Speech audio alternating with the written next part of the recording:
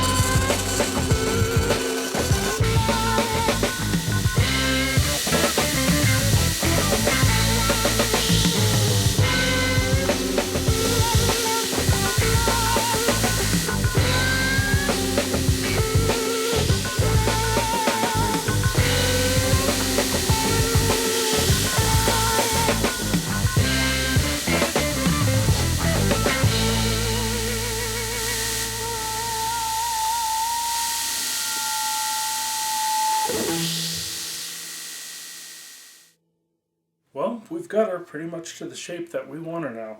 So we're going to drill a couple of holes for some pins, which I have these really nice mosaic pins that I'd like to use on it. And then once we do that, we'll put some clay on the blade and let her dry overnight. Then we can harden her.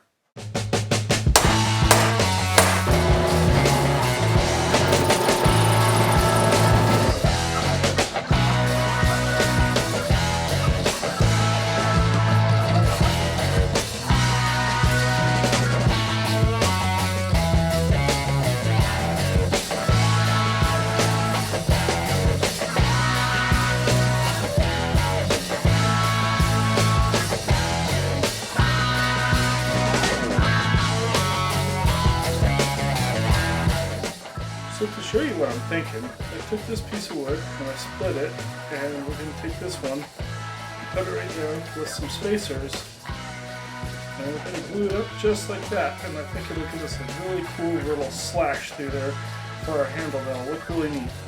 So let's get this cleaned up, glued up, and then we'll cut it.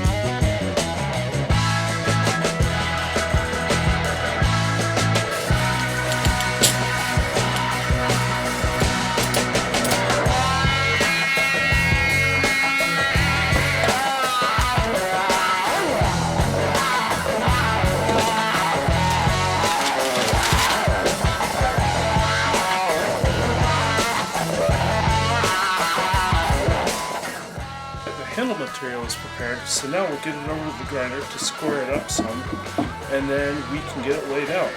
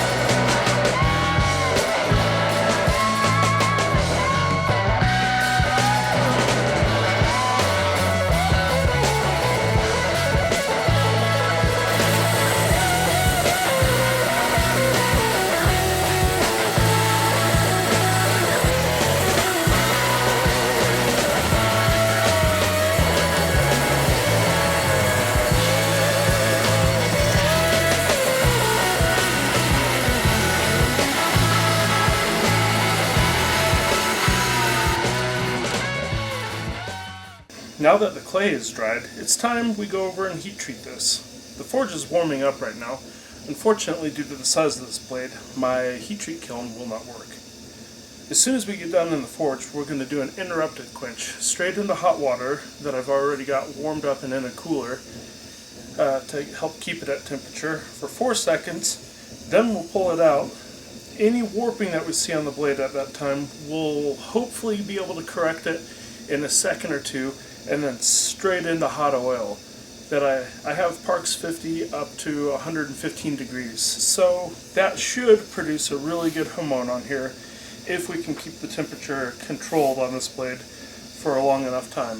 It is going to be tricky, and it is likely going to crack.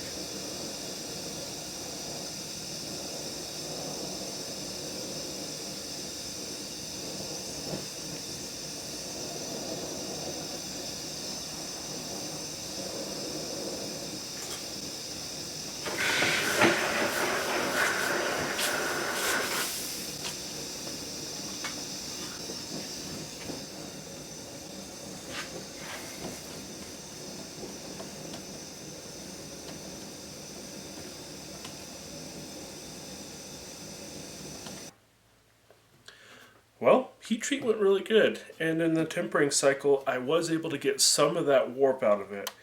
So, that's pretty good. It did develop what's called a sori, or a back curve on the blade, as you can see. And I wasn't sure if I was going to get that, with a monosteel, especially this thick, but the differential heat treat does do that. That's where katanas get their shape, and as you can kind of see, this one is a little bit based off of a katana shape. So next, we'll go through and we'll get this polished up and see if we can bring that hamon out. I suspect we'll see a pretty good hamon up here, but back here where it was just a bit softer, we might not see that. Anyway, let's get her polished.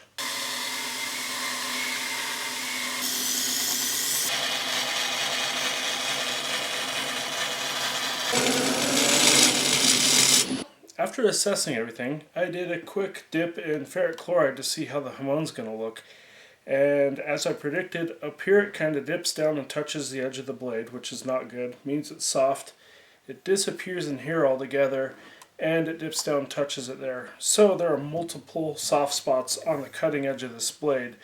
I know it's probably a little hard to see on the camera, so I'm not happy with that. And I thought I got most of the warps out, but when I came back, it turns out that if you look at that, that blade is pretty warped. It's got a heavy warp here and right here. So I think what I'm going to do is go back, reheat the entire thing, and move these warps out, renormalize to take the stresses off of the blade, and then recoat the blade with clay, and basically just redo the entire heat treat, and hopefully I'll get a nice even hamon across it, and the warps won't come back.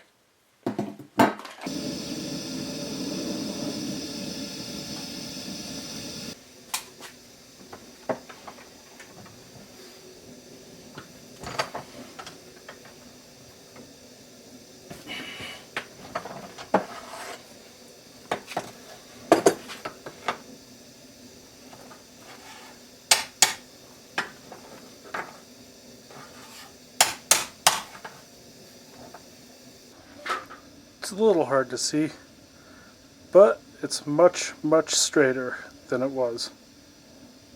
Now that it's been straightened again, we're going to go ahead, let it cool down, then we'll stick it back into the forge up to normalizing temperature and kind of let it soak for a little bit as best as we can. Don't have a whole lot of control with the forge. And then we'll let it cool back down again, which should take all the stresses out of it and make it much more likely to quench properly tomorrow. Alright, let's go over a little bit of theory while we wait for that to cool down. So what normalizing does is it takes all the stresses from it bending and being heated up unevenly, and it homogenizes all the crystal growth and alleviates the stresses. If you want to go into it in more detail, I highly recommend getting this book right here. This is pretty much a must-have if you're going to be selling knives.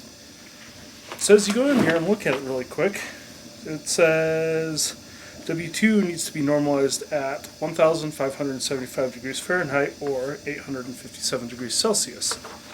We'll also use this handy little chart here to kind of help us figure it out. So we're going to be looking at temperatures kind of between these two spots right here. So kind of an orange peel look, but it's really hard. It's broad daylight out right now, so we'll be using this to help us get there.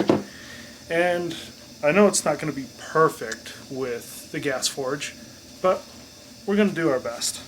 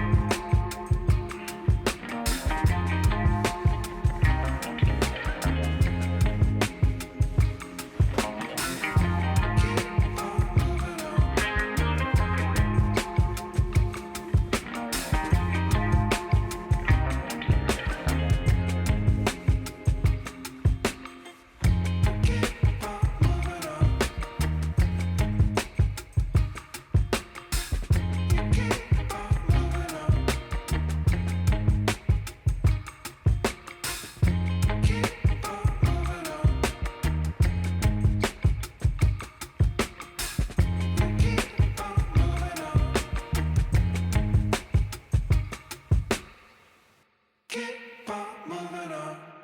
Well, now she's finished. This wouldn't be part of a chopper challenge if we didn't chop something.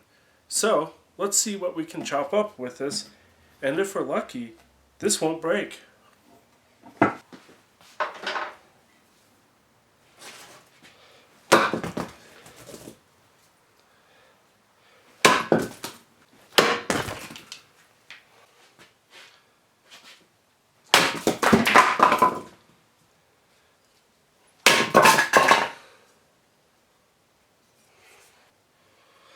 Well, as you can see, it went really well. No chips or anything on the blade. Granted, I only cut 2 pieces of wood with this. The cantaloupe was probably harder on the blade than the log. And just some small scratches, kind of what you'd expect, just kind of rubbing the hamon off is all. But I'm pretty pleased with that.